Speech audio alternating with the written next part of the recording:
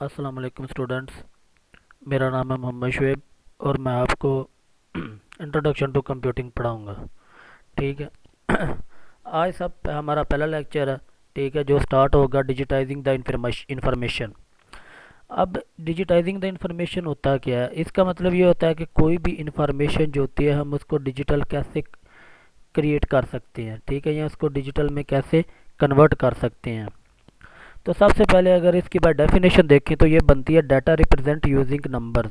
ठीक है, कोई भी जो आपके पास डाटा वगैरह मौजूद है या कोई भी इस तरह का जो मवाद है, ठीक है, उसको जब नंबर में हमने कन्वर्ट किया जाता है तो उसके तो जो उसके नतीजे में हमारे पास निकलती है वो इन्फॉर्मेशन निकलती है। लेकिन वो किस सूरत में इन्फॉर्मेशन निकलती है? वो नंबर्स की सूरत में हमारे पास वो इन्फॉर्मेशन आती है। अब डाटा का ये तो बहुत पुराना कंसेप्ट है। ठीक है, लोग पहले क्या करते थे कि बहुत से आर्कियोलॉजिस्ट जो वगैरह होते थे, ठीक है, वो क्या करते थे कि अपना ज़्यादातर जितना भी डाटा होता था उसको हमेशा नंबर्स में ही वो जनरेट किया करते थे। ठीक है, इस वजह से ये होता है कि नंबर में जनरेट करना जो होता है वो एक तो इजी होता है और दूसरा वो इजीली काउंटेबल होता है, जिसकी मदद से हम किसी भी चीज़ की जो इन्फॉर्मेशन है वो नंबर की मदद से आसानी से उसको समझ सकते हैं और इसको काउंट कर सकते हैं। तो सबसे पहले चूंकि ये बड़े अरसे से ये प्रोसेस चल रहा था, ठीक है, लेकिन वो जो कन्वर्टिंग था, ठीक है, इन्फॉर्मेशन में कन्वर्ट करना ये कोई इतनी बड़ी बात नहीं थी। लेकिन अब इसका मसला मेन ये था कि जो हमने नंबर्स में इंफॉर्मेशन को कन्वर्ट किया होता है, ठीक है, अब इसको हमने रीड आउट कैसे करना है? तो इसके लिए फिर क्या किया इसके लिए इस कोई भी जो अभी तक मशीन वगैरह या कोई भी इस तरह की चीज़ इन्वेंट नहीं थी हुई कि जो कि हमारे नंबर्स को जनरे काउंट कर सके उस सूरत में, या हमारी इन्फॉर्मेशन को नंबर की सूरत में वो काउंट कर सके। तो इसके लिए सबसे पहला जो काम किया था वो हरमन होलरिथ ने किया था। ठीक है, हरमन होलरिथ सबसे पहले ये है कौन कौन था? हरमन होलरिथ जो था ये कि एक यूएस सेंसस ब्यूरो में काम करता था, यानी कि यूनाइटेड स्टेट ऑफ अमेरिका का जो मरदमशुमारी का अदारा था ये उसके अंदर काम करता था। ठीक है, अब जब इसके दौर में 1880 की बात है ये, जब इसके दौर में मरदमशुमारी की गई तो ये अमेरिका की जो मरदमशुमारी थी ये तकरीबन 8 साल में मुकम्मल हुई। लेकिन इसने सोचा कि ये इतना लंबा प्रोसेस है, ठीक है, अगर इसको शॉर्ट वे में हम कन्वर्ट कर दें, ठीक है, यानी कि ये इतना ज़्यादा जो टाइम ले रहा है, अगर हम इसको एक शॉर्ट टाइम के अंदर कन्वर्ट कर दें तो इसके लिए फिर इसने सबसे पहले जो एक टर्म मुतारफ़ करवाई थी वो थी पंच कार्ड। ठीक है, अब पंच कार्ड होते कैसे थे? पंच कार्ड ये होते थे कि कार्ड जो होते थे इनके ऊपर छोटे छोटे होल्स रखे जाते थे, ठीक है, जो कि 0 से लेकर 9 तक इनकी काउंटिंग होती थी। ठीक है, और वो क्या किया जाता था कि कोई भी जो कि नंबर को जनरेट किया जाता था वहाँ पे एक होल क्रिएट किया जाता था। ठीक है, उस होल्स की वजह से फिर आगे हमारे पास वो इंफॉर्मेशन वगैरह जो होती थी वो चलती थी। तो पंच कार्ड जो थे ये सबसे पहले जो इंफॉर्मेशन को डिजिटाइजिंग करने का तरीका था ये मुतारफ़ किया गया। ठीक है, यानी कि वो जो जहाँ पे जिस भी डाटा आपके पास मौजूद है वहाँ पे होल्स क्रिएट किए जाते थे। ठीक है, और फिर उन होल्स की मदद से आगे फिर हम डाटा को रीड किया करते थे। तो उसके बाद जो ये तो हरमन होलरिथ ने किया था कि जी पॉइंट कार्ड जो सबसे पहले मुतारफ़ करवाया था वो हरमन होलरिथ ने करवाया था। अब ये पॉइंट कार्ड काम कैसे करते थे? ठीक है, सबसे पहले क्या किया जाता था कि ये एक तरह की ख़ास किस्म की मशीन होती थी, ठीक है, जो कि इन पंच कार्ड को रीड करती थी। सबसे पहले क्या किया जाता था कि जब कोई भी पंच कार्ड होता था, ठीक है, जब उसको इस मशीन के ऊपर से गुजारा जाता था तो इसके 3 मेन स्टेप थे। सबसे पहला क्या होता था कि इसके ऊपर एक वायर्स का ब्रश लगा हुआ होता था। ठीक है, अब और इसका एक रूलर होता था और आगे इसके साथ कोई भी एक इलेक्ट्रिकल सोर्स जुड़ा हुआ होता था। अब क्या होता था कि सबसे पहले जब कार्ड को मशीन के अंदर पंच किया जाता था यानी रखा जाता था तो इसके नतीजे में क्या होता था कि ये जो मेटल वायर्स होती है ये ऊपर की तरफ होती थी उसके। ठीक है, जब कार्ड मशीन के अंदर से गुजरता जाता था रूलर के ऊपर से, ठीक है, क्योंकि रूलर जो होता था वो इसको लेफ़्ट राइट टू लेफ़्ट की तरफ कन्वर्ट चलाता था। ठीक है। अब क्या होता था कि जहाँ पर भी होल क्रिएट होता था, वो क्या होता था कि वायर्स जो होती थी वो जब होल्स के में से गुजरती थी, ठीक है। पहले क्या होता था कि वायर जैसे ही कोई नंबर चलता जा रहा है तो वायर जो होती थी वो कार्ड के ऊपर रहती थी, वो नीचे रूलर के साथ कनेक्ट नहीं होती थी। लेकिन जहाँ पर होल क्रिएट किया होता था, अब वायर्स क्या करती थी कि जब उस होल्स में से गुजरती थी तो वो रूलर के साथ टकराती थी, ठीक है। अब रूलर के साथ टकराने की वजह से फिर क्या होता था कि वहाँ पे एक ख़ास किस्म का जो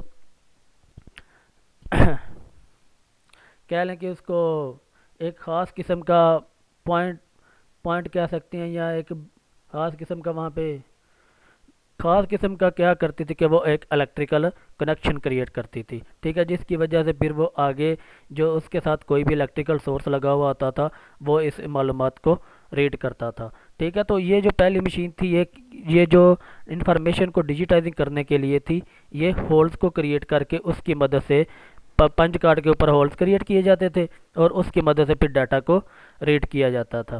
अब जब इस तरह का आप कह लो कि कोई भी जो इलेक्ट्रिकल वहाँ पे पैदा होता था कनेक्शन, ठीक है, फिर आगे इसको किस तरह फर्दर रीड किया जाता था, ठीक है। तो सबसे पहले इसके लिए यानी कि वो इन्फॉर्मेशन जो होती थी वो प्रोसेस फिर आगे कैसे होती थी। सबसे पहले आपने अगर कोई भी से आप कह सकते हैं कि जी इसके ऊपर जो 0 से लेकर 1 तक काउंटिंग होती थी, ठीक है। तो आप ये कह सकते हैं कि जी 2 नंबर जो है वो हमने फीमेल्स को क्रिएट की, फीमेल्स के लिए रखा हुआ है, और 1 नंबर जो है वो मेल के लिए था, क्योंकि ये पहला जो था ये इसने मुर्दमशुमारी के लिए यूज़ किया था। तो लिहाजा इसी तरह का कि जी 2 नंबर जो है वो फीमेल को ज़ाहिर करेगा और 1 नंबर जो है वो मेल को ज़ाहिर करेगा। तो फिर क्या होता था कि सबसे पहले जब पंच कार्ड गुजरता था तो फिर नंबर को डिटेक्ट किया जाता था कि जी ये कौन सा नंबर है, यानी कौन से नंबर के ऊपर होल मौजूद है जहाँ पे वायर जो होती हैं वो रूलर के साथ कनेक्ट होती हैं। तो फिर वो क्या किया जाता था कि नंबर जो, अब फॉर एग्जांपल अगर उस मशीन ने नंबर काउंट किया 2, तो वो क्या करेगा कि 2 नंबर का होगा वो उसको एक अलग स्टैक में रख देगा, ठीक है। और उसके बाद अगर अगला कार्ड जो पंच किया, ठीक है, उसके ऊपर जो है होल जो है वो 1 नंबर पे क्रिएट हुआ है, तो वो क्या करेगा कि जो वायर्स अब रूलर के साथ कनेक्ट होंगी 1 नंबर पे, ठीक है। जिसकी वजह से फिर वो क्या होगा कि अब चूंकि एक पहले की बजाय निस्बत दूसरी जो इन्फॉर्मेशन है वो अलग किस्म की है, तो लिहाजा वो उसको दूसरे स्टैक में फेंक देता था कि जी ये एक अलग इन्फॉर्मेशन है, तो लिहाजा इसको अलग स्टैक में रखा जाएगा। और फिर इसको ओडोमीटर की मदद से, एक इस तरह का मीटर होता है जो कि कह लें कि मीटर रीडर होता है, मीटर मौजूद होता है, ठीक है। ये मीटर क्या करता है कि जी जिस तरह माइल्स वगैरह को गाड़ियों के ऊपर लगे हुए थे उनकी स्पीड्स को वो मेजर करता है, इसी तरह ओडोमीटर जो होता था ये कार्ड्स को मेजर करता था। उसके बाद फिर क्या किया जाता था, जब एक दफ़ा सारे कार्ड्स पॉइंट हो जाते थे, ठीक है, यानी उनके ऊपर जो इन्फॉर्मेशन वगैरह थी वो स्टोर हो जाती थी और उसको अलग अलग जब सेव कर लिया जाता था, तो फिर क्या कर जी हमारे वो ऑडोमीटर हमें ये टोटल काउंटिंग देता था कि जी आपने कितने टोटल कार्ड पंच किए हैं। उसके बाद फिर जो अलग अलग स्टैक में जो कार्ड पड़े हुए होते थे पंच कार्ड, उनको फिर दोबारा से काउंट किया जाता था, जिससे ये पता चल जाता था कि जी इतने फीमेल्स हैं और इतने मेल्स हैं, क्योंकि हर एक कार्ड के ऊपर जो इन्फॉर्मेशन होती थी वो अलग अलग तरह से काउंट होती थी। और इसके लिए अब चूँकि एक ख़ास किस्म की मशीन यूज़ होती थी, ठीक है, ये ना 80s की बात है। तो इसमें क्या किया जाता था कि फिर इसके ऊपर किसी के कंप्यूटर की ज़रूरत नहीं थी होती, यानी उसी मशीन को मशीन के अंदर से आपने का, तो लिहाजा ये उस ख़ास किस्म की मशीन के ऊपर ही इसको फंक्शन को परफॉर्म किया जाता था। तो इस तरह जो इंफॉर्मेशन को डिजिटाइज करने का यानी नंबरों में तब्दील करने का ये पहला मेथड था जिसको हम पॉइंट कार्ड का नाम देते हैं। इसके बाद हमारा जो आज का दूसरा टॉपिक है वो है स्टोर्ड प्रोग्राम कंप्यूटर। अब पॉइंट कार्ड इतना फेमस मेथड था कि तकरीबन 75 ईयर यानी 75 साल तक यही जो प्रोसेस है ये चलता रहा। लेकिन जब फिर आगे 75 ईयर तक चलता रहा, लेकिन जब लोगों ने सोचा, या आप कह लें कि मुख्तलिफ साइंसदानों ने सोचा कि जी अब ये पॉइंट कार्ड है तो हम इसके अंदर एडवांसमेंट लेके आना चाहते हैं, ठीक है। उन्होंने क्या किया, उन्होंने जो वायर्स वगैरह थी उसको मुख्तलिफ तरह से कनेक्ट करने की कोशिश की, लेकिन वो इतना ज़्यादा वो मेथड कामयाब नहीं हुआ। तो जिसकी वजह से फिर ज़ाहिर है अब एडवांसमेंट के लिए उनको पॉइंट कार्ड के ऊपर ही डिपेंडेंट नहीं था होना, तो लिहाजा उन्होंने क्या किया, उन्होंने एक ख़ास किस्म का नया स्ट्रक्चर तरतीब दिया। ताकि कोई भी हमें इस तरह का प्रोग्राम मिल सके, ठीक है, जो क्या कर सके कि हमारे जो प्रोसेस है या डिजिटाइजिंग इंफॉर्मेशन का जो प्रोसेस है इसको वो तेज़ कर सके। तो इसके लिए सबसे पहले जो मेथड यूज़ हुआ था या जो उन्होंने चीज़ बनाई थी वो था सीपीयू, जिसको आजकल हम सेंट्रल प्रोसेसिंग यूनिट का नाम देते हैं, जो कि हमारे सिस्टम की मेन मेमोरी में पड़ा हुआ होता है। इसका काम क्या होता है कि ये जितनी भी इंफॉर्मेशन होती है, ठीक है, उनको प्रोसेस करता है और प्रोसेस करके वो मेन मेमोरी के अंदर स्टोर करवाता है। अच्छा, अब जब सीपीयू का सीपीयू उन्होंने इन्वेंट किया, ठीक है, तो इसके लिए फिर क्या हुआ कि अब जो इन्फॉर्मेशन थी वो पहले हार्ड होती थी यानी पंच कार्ड के ऊपर, लेकिन अब वो हार्ड से सॉफ्ट कापी, जिस तरह हम टर्म यूज़ करते हैं, हार्ड कापी जो होती है वो पेपर की होती है, सॉफ्ट कापी जो होती है जो कंप्यूटर के ऊपर आपके पास डाटा पड़ा हुआ होता है किसी भी फॉर्मेट में, वर्ड में हो सकता है, एक्सेल में हो सकता है, उसको सॉफ्ट कापी का नाम दिया जाता है। अब इसके कुछ एडवांटेज थे, ठीक है। इसमें क्या होता था कि जब सीपीयू का इस्तेमाल हुआ तो इसकी वजह से प्रोग्रामिंग जो हो गई थी यानी प्रोग्राम करना जो हो गया था वो बहुत ज़्यादा इजी हो गया था, क्योंकि इसके अंदर सिर्फ आपने जो प्रोग्रामिंग इसकी चलती थी आपने इसके अंदर कुछ एडिशनल इंस्ट्रक्शन वगैरह डालनी थी, जिस तरह के कोई भी जो कोड होता है उसके अंदर आप अगर आपने कोई एक नई चीज़ बनानी है उसी के अंदर, तो आप क्या करते थे कि कुछ लाइंस ऑफ कोड उसके अंदर ऐड करते थे, और ऐड करते हुए वो क्या होता था कि उसकी जो फंक्शनैलिटी थी वो इंक्रीज़ हो जाती थी। और उसके बाद चूँकि प्रोग्राम बहुत ज़्यादा कम्प्लेक्स होते थे, क्योंकि कोडिंग जो होती है वो ज़ाहिर है एक ख़ास किस्म की लैंग्वेजेस होती है और उसको जब किया जाता है तो इसका स्टेप बाय स्टेप वो बहुत ज़्यादा कम्प्लेक्स बन जाती थी। तो इस वजह से फिर क्या होता था कि प्रोग्रामिंग की जो लिमिटेशन थी लेकिन उसको आप इजीली ओवरकम कर सकते थे। जिस तरह के आपने देखा है कि जो पंच कार्ड हमने यूज़ किए थे उसके अंदर एडवांसमेंट लाने की लोगों ने कोशिश की, प्रोग्रामर्स ने, लेकिन वो इतनी ज़्यादा नहीं ला सके। लेकिन इसके अंदर आप क्या कर सकते हो कि आप इसके अंदर एडवांसमेंट लेके आ सकते हो, जो इसकी लिमिटेशंस है आप उसको ओवरकम कर सकते हो, यानी उसकी जो लिमिटेशन आप उसको बढ़ा भी सकते हो। उसके बाद आप इंफॉर्मेशन को स्टोर करने के लिए किसी खास चीज़ की ज़रूरत नहीं थी रही, यानी कि कोई भी ये नहीं होता था कि अब कोई एक आदमी वो कार्ड पॉइंट करता जाता तो कार्ड पॉइंट करके फिर वो इंफॉर्मेशन को क्रिएट करता, क्योंकि पॉइंट कार्ड के लिए एक आदमी की ख़ास तौर पे ज़रूरत होती थी। लेकिन इसके अंदर कंप्यूटर सीपीयू क्या करता था कि ऑटोमेटिकली जो इंफॉर्मेशन थी उसको शुरू कर देता था। अब सीपीयू के लिए सबसे जो मेन प्रॉब्लम था वो सबसे पहले लोगों के लिए यही प्रॉब्लम था कि हमने सीपीयू को टेक्निकली क्रिएट कैसे करना है, ठीक है, और हमारे पास कोई एक इस ऐसा हार्डवेयर होना चाहिए जो कि इंफॉर्मेशन को रीड कर सके, डिकोड कर सके, यानी उनको कन्वर्ट कर सके कैसे फॉर्म में जो कि रीडेबल फॉर्म जनरेट कर सके। तो ये तो उसका शुरू शुरू का था कुछ प्रॉब्लम था, ठीक है। उसके बाद अब शुरू का जो कंप्यूटर होता था वो इतना ज़्यादा बड़ा होता था कि वो एक कमरे के अंदर एक कंप्यूटर जो होता था, जो पहली जिसको हम फर्स्ट जनरेशन कंप्यूटर कहा जाता है, वो एक कमरे में तकरीबन पूरा आता था। वो इतना बड़ा उसके अंदर वो कंप्यूटर होता था। उसके अंदर मेन रीज़न क्या थी कि उसके अंदर तकरीबन तकरीबन 17,000 के करीब वैक्यूम ट्यूब्स वगैरह जो होती थी वो इस्तेमाल की जाती थी, यानी इंफॉर्मेशन की प्रोसेसिंग के लिए वैक्यूम ट्यूब्स वगैरह, ठीक है। तो और उसके बाद जो कंप्यूटर था उसका अपना वज़न जो जो था वो तकरीबन 30 टन के करीब था, यानी 30 टन उसका अपना वेट था। तो जब एक तो वो बहुत ज़्यादा पावर कंज्यूम करता था, ठीक है, और ये कहा जाता है कि चूँकि वो पेंसिल्वेनिया में बनाया गया था, ठीक है, तो पेंसिल्वेनिया में जब इस कंप्यूटर को ऑन किया जाता था जो उसकी स्ट्रीट लाइट्स होती थी, यानी जो सड़कों वगैरह के ऊपर लाइट्स वगैरह लगी होती थी वो मध्यम हो जाती थी, वो इतनी ज़्यादा एनर्जी कंज्यूम करता था। इसका जो मेन डिसएडवांटेज ये था जो फर्स्ट जनरेशन कंप्यूटर था कि इसके अंदर हम जितनी भी किस्म की वैक्यूम ट्यूब्स इस्तेमाल करते थे, तकरीबन जिस तरह आपको पहले भी बताया कि 17,000 के करीबन 17,000 के करीब तकरीबन वो जो होती थी इसके अंदर वैक्यूम ट्यूब्स इस्तेमाल होती थी, ठीक है। लेकिन जब इसको ऑन किया जाता था तो वो इतनी ज़्यादा वैक्यूम ट्यूब्स के ऊपर इतना प्रेशर पड़ता था कि उनमें कुछ वैक्यूम ट्यूब्स जो होती थी वो फट जाती थी, जिसकी वजह से कंप्यूटर जो होता था वो सही तरह से प्रोसेस नहीं था करता। तो ये था, आप इसको कह लें कि स्टोर्ड कंप्यूटर की टर्म यहाँ से यूज़ हुई है, इसको आप फर्स्ट जनरेशन कंप्यूटर भी कह सकते हैं। उसके बाद आज जो हमारा अगला टॉपिक है वो है ट्रांजिस्टर्स। ट्रांजिस्टर में सबसे पहले तीन साइंसदानों का मेन इसके अंदर रोल है, ठीक है। John Bardeen, Walter Brattain and William Shockley. ये तीन साइंसदान थे जिन्हों को नोबेल प्राइज़ मिला था, लेकिन वो किस बेस पे मिला था? क्योंकि उन्होंने ट्रांजिस्टर को दरियाफ्त किया था। अब ट्रांजिस्टर होता क्या था, इसके अंदर क्या किया जाता था कि मुख्तलिफ इसके अंदर मुख्तलिफ सर्किट वगैरह इस तरह से जनरेट किए जाते थे कि जो हमारा कंप्यूटर है वो इसके ऊपर चल सकता था। लेकिन जैसे ही जब ट्रांजिस्टर की दरियाफ्त हुई, तो ट्रांजिस्टर की दरियाफ्त होने की वजह से जो वैक्यूम ट्यूब्स थी, ठीक है, वो ख़त्म हो गई, ठीक है। तो जिसकी वजह से जो कंप्यूटर है वो छोटे से छोटा होता चला गया, क्योंकि पहला कंप्यूटर जो था वो क्या होता था कि वो तकरीबन एक कमरे के अंदर पूरा आता था।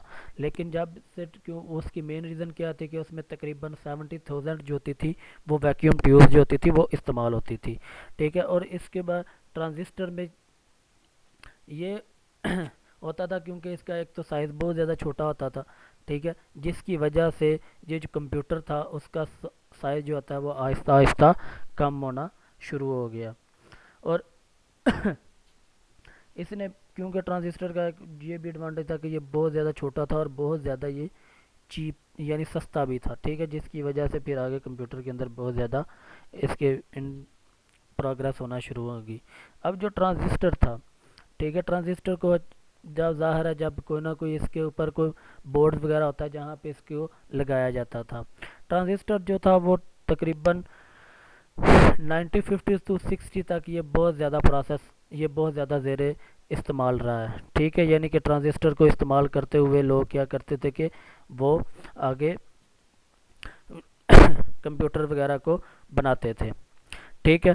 तो ट्रांजिस्टर की वजह से, लेकिन अब चूँकि जब से ट्रांजिस्टर आया था तो ये हुआ था कि इसके ऊपर जो बोर्ड होता था जिसके ऊपर ट्रांजिस्टर वगैरह होते थे, और इसके और भी कोई दो किस्म के जो इलेक्ट्रॉनिक सर्किट थे वो यूज़ होते थे, ठीक है। ट्रांजिस्टर होता था, उसके बाद कैपेसिटर होते थे, और उसके बाद रजिस्टर्स होते थे, ठीक है।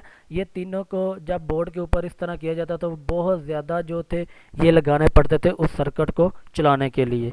तो इसकी वजह से फिर क्या होता था कि सबसे पहले उसके ऊपर प्रिंट किया जाता था कि जी कहाँ कहाँ पे ये चीज़ें जो होगी, कैपेसिटर कहाँ पे यूज़ होगा, ट्रांजिस्टर कहाँ पे यूज़ होगा, रजिस्टर जो होंगे वो कहाँ पे यूज़ होंगे। तो इसके लिए फिर उसके ऊपर बहुत ज़्यादा बोर्ड के ऊपर फिर ये तीनों चीज़ें जो कैपेसिटर, ट्रांजिस्टर और रजिस्टर वगैरह थे वो बहुत ज़्यादा मिकदार में वो वहाँ पे यूज़ होते थे। और उसके ऊपर ट्रांजिस्टर को क्रिएट करने का तरीका ये बहुत एक टीडीएस यानी कि उकता देने वाला तरीका था, क्योंकि इसके ऊपर बहुत ज़्यादा हमें असेंबलिंग वगैरह करनी पड़ती थी बोर्ड के ऊपर, यानी उसको जोड़ना पड़ता था। और आहिस्ता आहिस्ता फिर जा रहा जब बहुत ज़्यादा मकदार में ये यूज़ होते थे तो ये लिहाजा महंगे साबित होते थे, ठीक है। और इतने भी ज़्यादा ये रिलायबल नहीं थे, यानी इतने भी ज़्यादा ये कंप्यूटर इनके ऊपर यकीन नहीं किया जा सकता था कि जी हमारा जो वर्क है वो ठीक तरह से परफॉर्म करेंगे। तो ट्रांजिस्टर थे, ट्रांजिस्टर के आने से ही कंप्यूटर की आगे सेकंड जनरेशन का आगाज़ हुआ। लोग जो सबसे मेन चीज़ यहाँ पे आगे जो हमारा टॉपिक आने वाला है वो है इंटीग्रेटेड सर्किट्स, ठीक है, जिसको जिसको हम आईसीज कहते हैं, ठीक है, सिंपल लैंग्वेज में आईसीज, ठीक है। आईसीज की आने की वजह से, ठीक है, इसमें क्या हुआ था कि फिर जो भी ट्रांजिस्टर, कैपेसिटर और रजिस्टर्स वगैरह थे, ठीक है, इनको क्या किया जाता था कि इनको एक ही चिप के ऊपर सबको इस तरह से जोड़ दिया जाता था कि वो अलग अलग से जो वो काम अलग अलग से परफॉर्म करते थे बोर्ड के ऊपर, अब वो सब इकट्ठे होकर चिप के ऊपर एक ही तरह से परफॉर्म करते हैं।